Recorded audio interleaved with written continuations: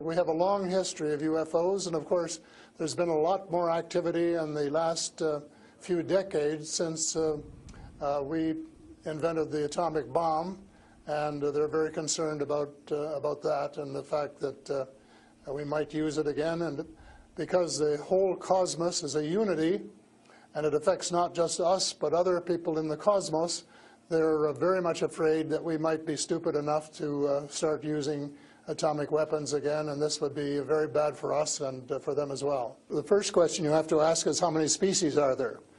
And I used to think there were, between 2 and 12. And Apollo astronaut Edgar Mitchell, who came to Toronto a few years ago and had dinner with us, agreed there was somewhere between 2 and 12. But the latest reports that I've been getting from various sources are that there are about 80 different species. And some of them look just like us, and they could walk down the street and you wouldn't know if you ran, walked past one. And they're what we call the Nordic blondes, and also the tall whites, who are actually working with the United States Air Force in Nevada.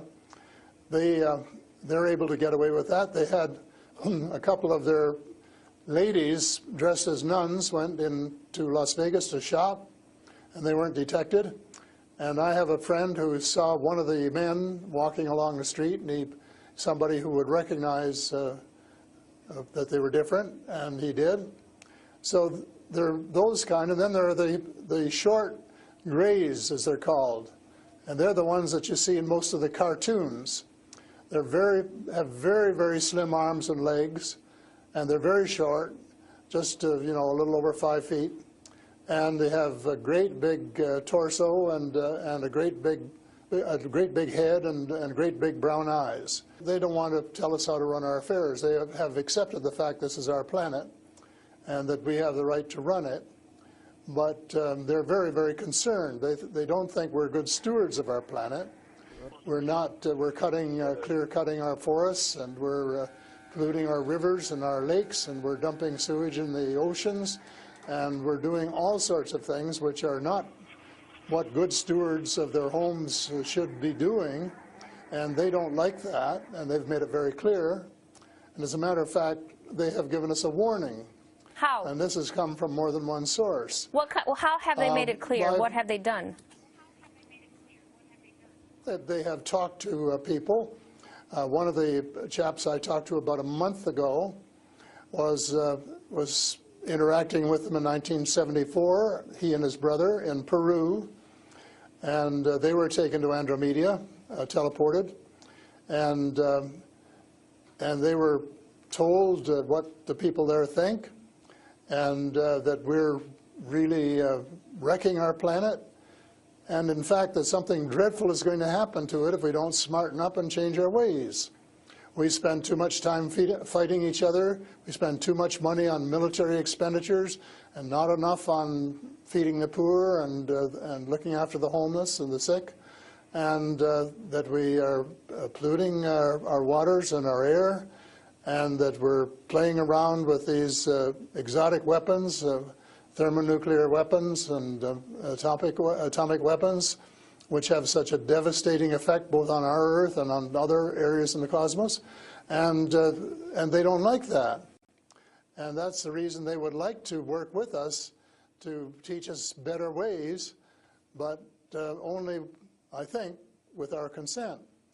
And they work through individuals, and they try and pick out individuals who won't be frightened to death of them, because they can give you quite a fright. They are here among us, and I'm not afraid, because in most cases, well, as far as technology is concerned, they're light years ahead of us, and we have learned a lot of things from them. A lot of the things that we use today, we got from them, lead lights and microchips and Kevlar vests and all sorts of things that we got from their technology, and we could get a lot more too, especially in the fields of medicine and agriculture, if we would go about it peacefully. But I think maybe some of our people are more interested in getting their military technology. And I think that's wrong. I think that's wrong-headed. And that's one of the things that, that we're going to have to change, because we're going to have to work together. Talking about all of us, everywhere on the planet. They come from various places. For a long while, I only knew about ones who came from different star systems. The Pleiades and Reta Reticula and several other star systems. But in the last few months, I have met people who have made me aware of that there are some in our star system, and that there are actually extraterrestrials who live on a planet called Andromeda, which is one of the moons of Saturn, and that there are others on Venus and some on Mars, and that they may be interacting between themselves. I suspect that they are, because there is what is called a federation of these people, and they have rules. For example, one of the rules is that they don't interfere in our affairs unless they're invited to. And that's one of the reasons probably that we haven't seen more of them until very recently.